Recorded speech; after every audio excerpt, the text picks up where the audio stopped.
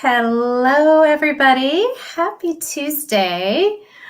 Sherry Moyes here. Excited to be with you. We are broadcasting for the first time to multiple channels at once. I am upping my tech game during Mercury retrograde. No messing with me today. Anyways, so this week we are focused on our monthly theme in the Heart Powered Coaches and Healers Collective of I Serve. And I really want to dive into this piece, around your health and well-being because it's so interconnected with your business. And even if you're not an entrepreneur, hopefully there's some good information in here for you. And if you are watching me live, you need to give StreamYard permission so that I can see your comments. So let me know if you're here, and feel free to jump in and let me know your thoughts as we wander through my tips for you today. So how do you set up your business so that it actually nourishes you? One of the things I'm really big about is being intentional and really thinking about how you can create that flow. And because if you're exhausted and overwhelmed, you can't be of service to your clients in the way that you are able to be. And so making sure that your business is set up to help you do that is really important. Hey, Ashley, welcome.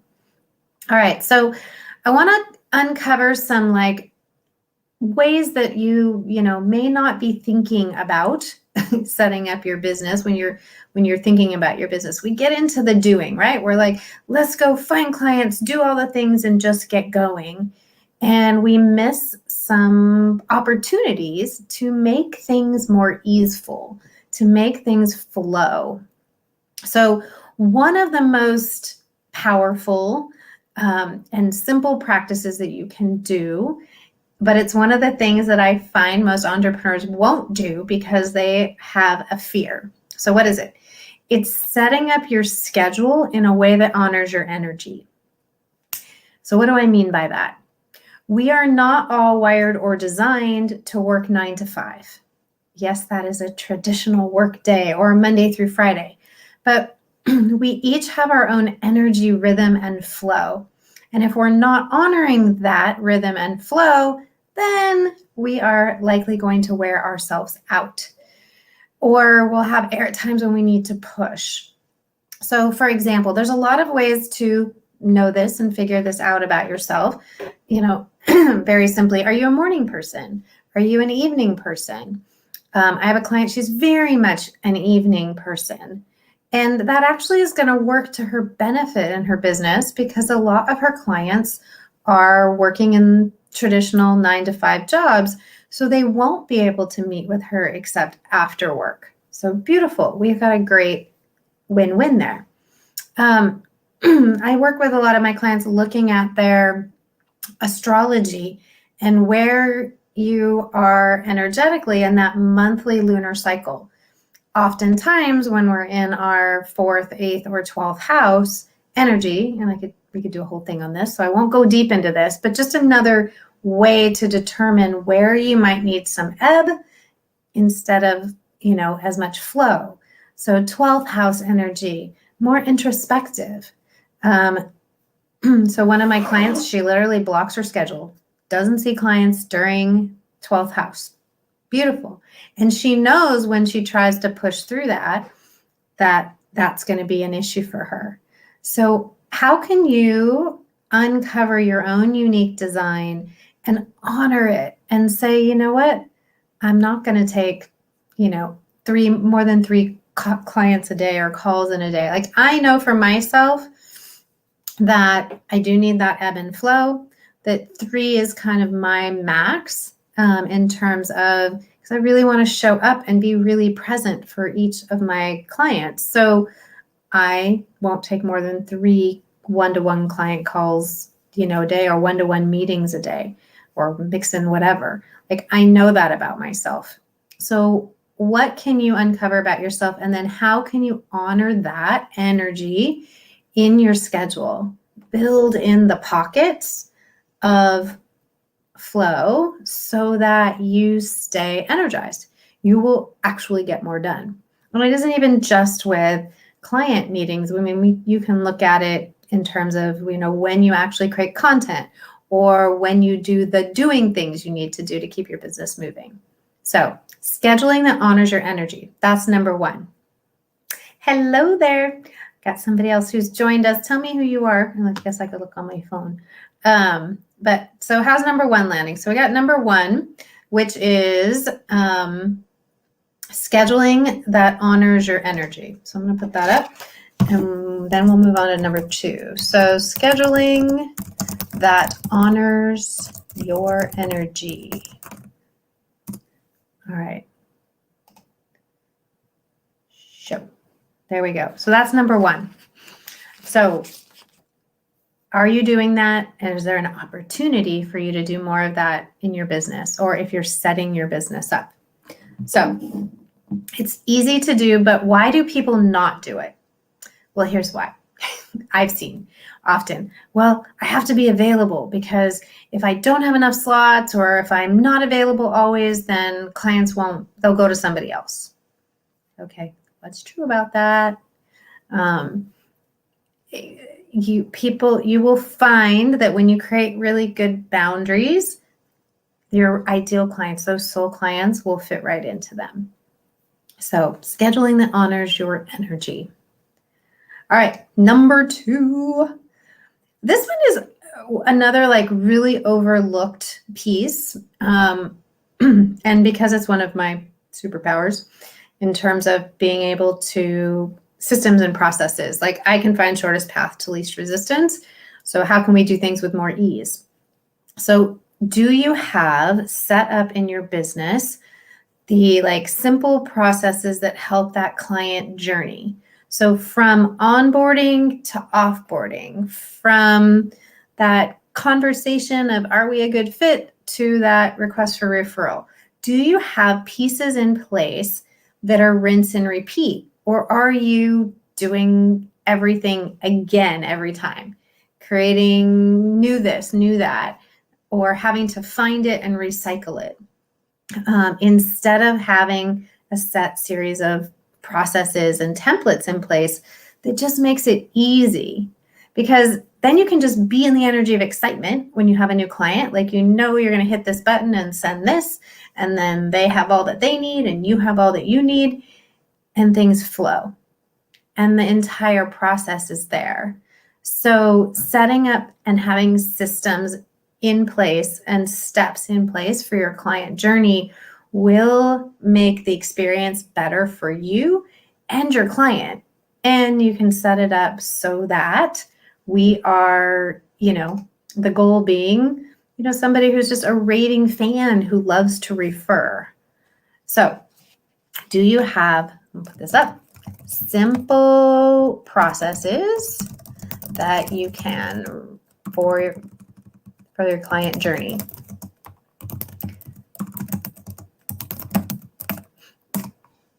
So do you have those simple processes? Let me fix that. Let me edit that. There we go. Simple processes for your client journey. There we go. I think I need some water. All right, simple processes in place. We're looking for rinse and repeat. We're looking for water and don't have any. All right, so what might that look like?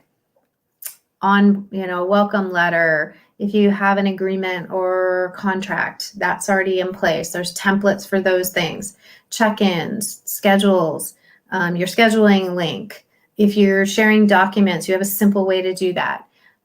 You've got a, goal setting forms and offboarding surveys, all those pieces, they're built out and you have a roadmap. You have a journey you follow and it's a checklist. So you don't have to think, so that when somebody comes on, it's just excitement and we go through the steps. Make sense? All right. So client journey, simple processes. All right. I said I was going to do 3, and then I was like, what's the third most important thing? That's really simple. and there's two pieces here, but I think I'll share both, but one I think is a whole, well, all of these could be a whole training in and of themselves. So I'm just giving you bite size today.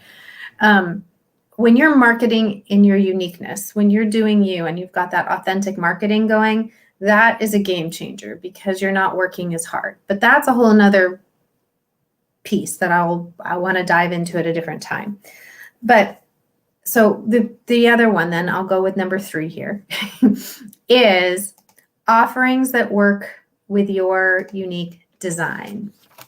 So offerings that work with your, if I could spell, unique design. What do I mean by that? I mean that you are offering things that nourish you as well. If you're creating, work with clients that feels hard, or that, let's say you're doing one-to-one work and you're doing session by session and you've got to re-engage with new clients all the time. And it feels like you're on a hamster wheel, constantly looking for clients and not being able to do. That's not honoring your energy. That's not going to be nourishing for you. It doesn't mean you need to do a group program, but it may mean you need to look at how you're structuring what you offer. So are your offerings things that nourish your energy and make it so that your business is flowing? And people will start off, and I see this a lot, and they're just, they just offer one session, and even at the end of the session, they don't offer to continue that support. That's not serving either one of you. But at the end of the day, that's a lot of work to continually re-enroll and find new clients when there's an opportunity there for you to take a relationship with someone who's already working with you and support them on that journey of transformation. So that's going to honor you and them, but certainly your energy, and it's more nourishing. Now, when I was back in sales, I'll give you the difference here. I did sales and marketing for the majority of my career in corporate, and I was never a full commission salesperson. Why? Because I never could create that connection with my clients. I didn't want to do one and done, like show up, support you, and then I'm out. Like that didn't feel good. But I had a girlfriend, that was her mojo. She's phenomenal at it. She did not want to create relationships with people. She wanted to get in, get out. And so she was a phenomenal commission salesperson. I was a phenomenal salesperson who had bonuses. But my gift is at creating relationship, at understanding people, at being able to build that business. And that's what I did. So that was worked with my unique design. And so when I moved into my own business and doing healing support for and transformational work with people, again, I never from the get-go said, I only want to see you once. Like that didn't feel good for me. That was not nourishing. Plus it felt like a lot of work. So what is the offering that works with your unique design? And if you are somebody who's like, I have this thing that I do, I go into people's houses and I help them do feng shui and I'm out, then that's great. You're designed for that. How do you make your marketing support it so that there's a flow? But most of you are doing transformational work. That is not a one and done thing. It's not in your interest or your client's interest to just say, that's it. And so how can you honor that relationship, that energy, so that you are feeling nourished? You're feeling really good about the connection, the energy you're sharing with that client. I felt really good even back in corporate when, about my relationships with my clients and watching that business grow and develop. And the same thing now with my clients. I love watching the growth and the development and the blossoming that happens. I would be it would just be kind of depleting to me if I couldn't watch that journey happen. Like that's what nourishes me and fills me up and gets me excited. So how are you designed? Create offerings that work with your design. Okay, how are we doing out there? Comments? What do we got going on? Anybody, is this resonating? If you're watching the replay, let me know, #replay. Which one of these pieces might you take a look at to help you ensure that you're more nourished in your business? Because if you're not, entrepreneurs have one of the highest rates of burnout of any type of business person. So how are you supporting you and your work in the world? All right, quick recap. So setting up your business so that you're nourished and supported.